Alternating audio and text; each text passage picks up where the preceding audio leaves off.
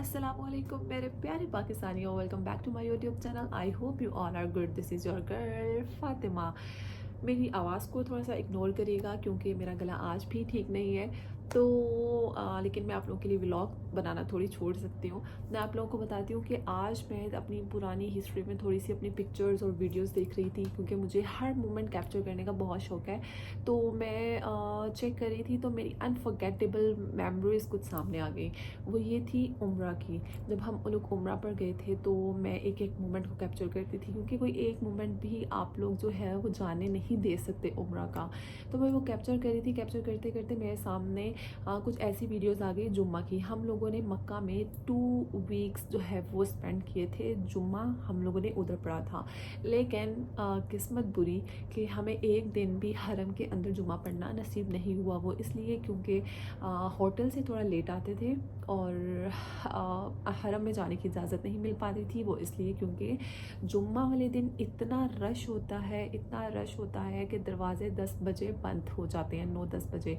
तो आज मैं आप लोगों को, क्योंकि हर मुसलमान जाना चाहता है और वो अपनी तैयारी के साथ ही ऑब्वियसली जाता है, तो मैं आप लोगों की तैयारी में ये शामिल करवाना चाहती हूँ कि आप लोगों ने अपना माइंड बना के जाना है कि बाकी पूरे वीक में जितने भी डेज़ होते हैं आप लोग जितने मर्ज़ी बजे जाएँ, कोई प्रॉब्लम नहीं है।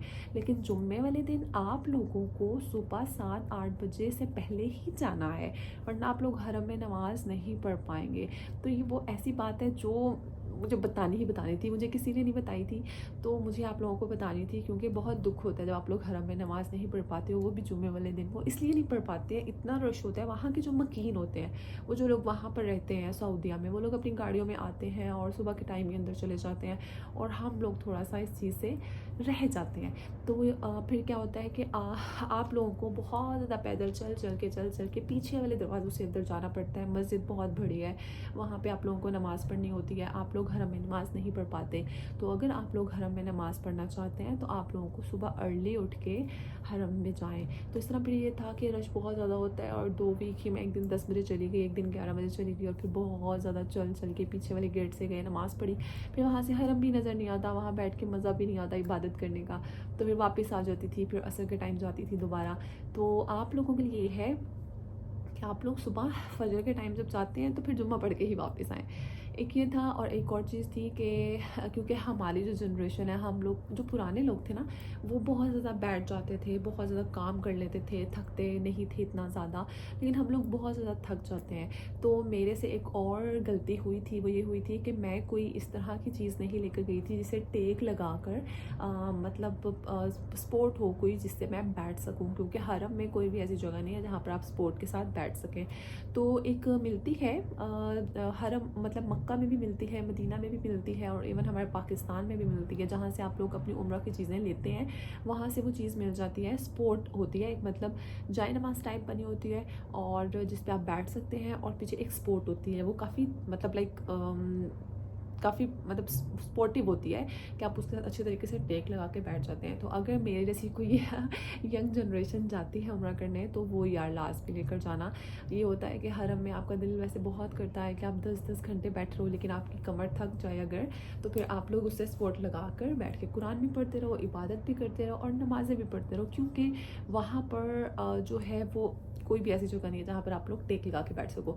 वो जो उन्होंने वो बनाए हुए हैं बैनर्स टाइप जो बनाए होते हैं, क्या बोलते हैं उन्हें, आई डोंट नो, वो उसके साथ अगर आप लगाते हो पीछे हो जाते हैं, आगे हो जाते हैं, वो हिलाते रहते हैं, वो जो वहाँ के फौजी शोजी होते हैं, तो वो उनके साथ कोई वो नहीं है। आप लोगों को अपनी ये चीज़ लेकर जाना ज़रूरी है। और थर्ड वन इज़ जो है आप लोगों को अपनी मंचिंग के लिए भी, क्योंकि जब आप हरम जाते हैं तो आप लोगों का दिल करता है कि 4-5 घंटे यार यहाँ पर बैठ के ही अब हम लोग होटल जाएँ या 10-12 घंटे बैठ के होटल जाएँ।